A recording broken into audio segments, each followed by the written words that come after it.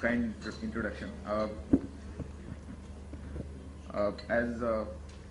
Sundaram was saying, we don't generally always are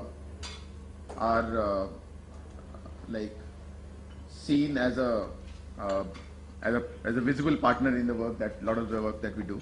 Like for example, we have done a lot of work on OpenMRS, but but I think of late we realized. So we started like 5 years back, and then we realized that if the technologists are not really on the ground, as we say on the field, which means that if you're not really talking to an ASHA worker, or if you're not really talking to a doctor, if you're not really traveling to distant places where these systems are actually used, as people say in design, that design comes from empathy, and you cannot build empathy if you are not really available on the, or you're not really seeing the people, met with the people, understand how they work and what are their challenges and all that.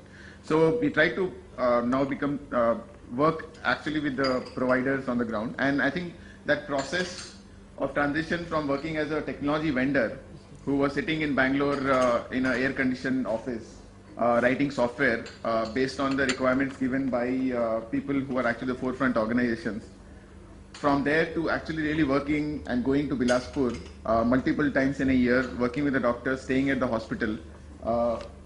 That transition and the process and the learnings from there has been really useful, and we have started to appreciate from a technologist perspective that why some of these systems that are put in place, they don't work as well.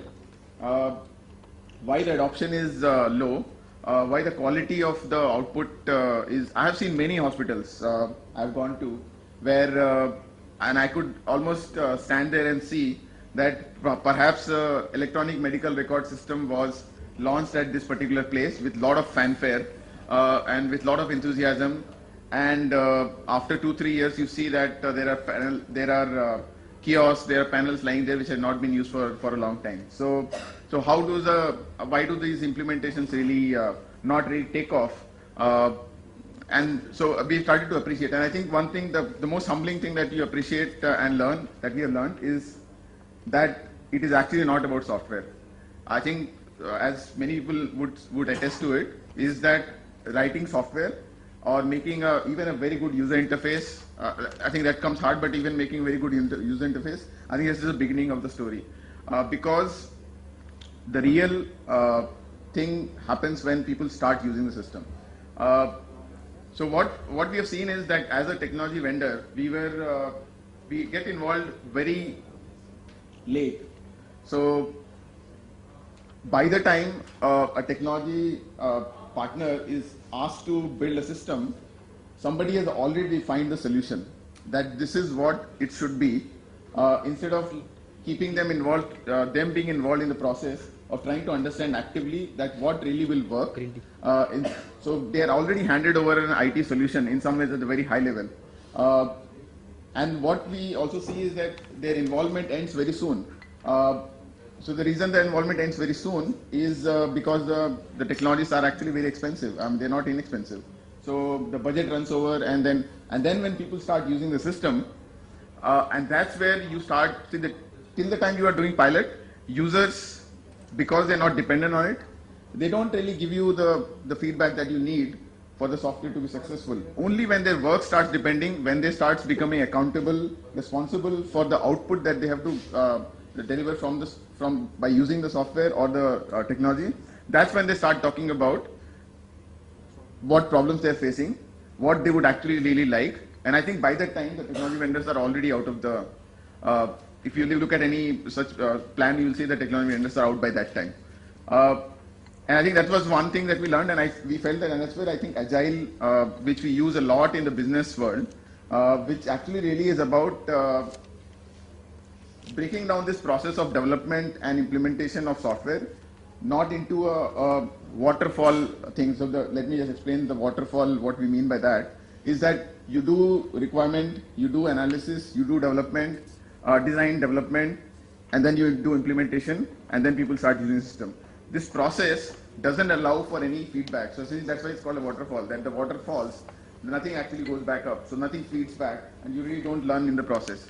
Whereas the agile way of developing is where you are involved in a small capacity throughout the process so that you learn in that process and then you actually go back and change what you have developed.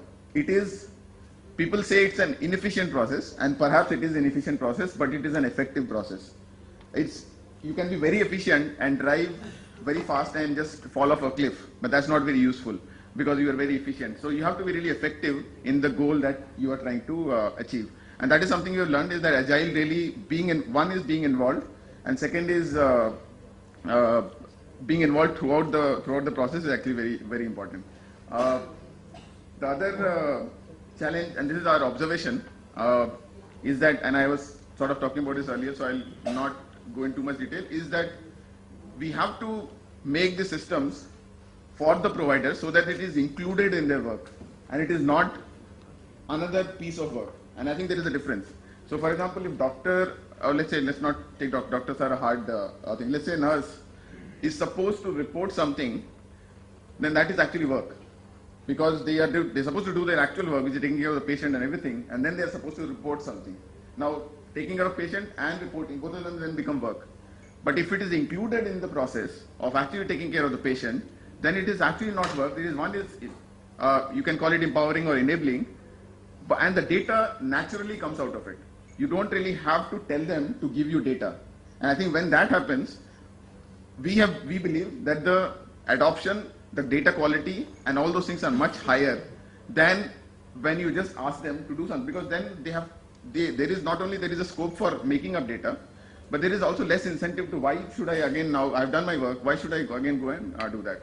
And this, I mean, you see in business also, like, I don't know how many people have to fill timesheets, and it is a very small thing, but when you fill timesheets, we have to now, end of the week, we have to remember what I am supposed to fill, what I have done in the whole week, because it's an extra work, and it is never, because not included in your process, you tend to make up information, and it is rarely accurate.